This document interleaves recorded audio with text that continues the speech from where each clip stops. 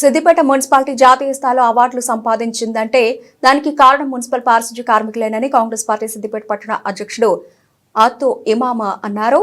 అంతర్జాతీయ మహిళా దినోత్సవం పురస్కరించుకుని సిద్దిపేట మున్సిపల్ మహిళా పారిశుధ్య కార్మికులను కాంగ్రెస్ నాయకులు ఘనంగా సన్మానించారు.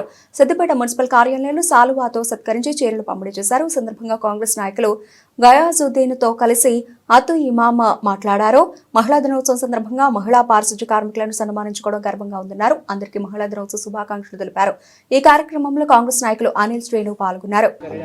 ఈరోజు అంతర్జాతీయ మహిళా దినోత్సవం సందర్భంగా మా సిద్దిపేట మున్సిపల్ పారిశుద్ధ కార్మికులకు చిరు సన్మానం చేయడం జరిగింది. సిద్దిపేట పట్టణ కాంగ్రెస్ ఆధ్వర్యంలో ఈరోజు మా సిద్దిపేటకి ఇన్ని అవార్డులు వచ్చినాయంటే కారణం ఈ పారిశుద్ధ కార్యక్రమం వల్లనే, వీళ్ళ వల్లనే మాకు ఇవాళ ఇన్ని అవార్డులు వచ్చినాయి.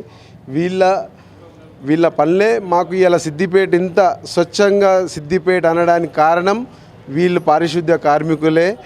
వీళ్ళ ద్వారానే మాకు ఇన్ని అవార్డులు వచ్చిన కారణంగా వీళ్ళకి ఈరోజు మహిళా దినోత్సవం సన్మానం చేయడం జరిగింది. అలాగే రాబోయే కాలంలో మా కాంగ్రెస్ ప్రభుత్వంలో వీళ్ళకు డబుల్ బెడ్రూమ్లా, లేకుంటే ఇంకో వేరే కాలనీయా, లేకుంటే ఏదైనా ఫెసిలిటీసా వాళ్ళు అడిగినవి కొన్ని ఉన్నాయి. అవన్నీ కూడా మంత్రి దగ్గర తీసుకెళ్ళి వీళ్ళ సమస్యలు తీసుకెళ్ళి తొందరలోనే పరిష్కరిస్తామని నేను హామీ ఇస్తున్నాను. ఈరోజు అంతర్జాతీయ మహిళా దినోత్సవం సందర్భంగా సిద్దిపేట మున్సిపల్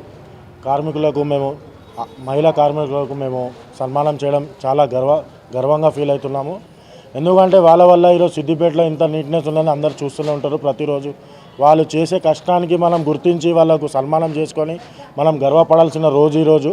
మహిళ ఉంటేనే ఈరోజు మొత్తం సృష్టి ఉన్నది, మహిళ లేకుంటే ఏది లేదని అందరు గమనించుకోవాలి.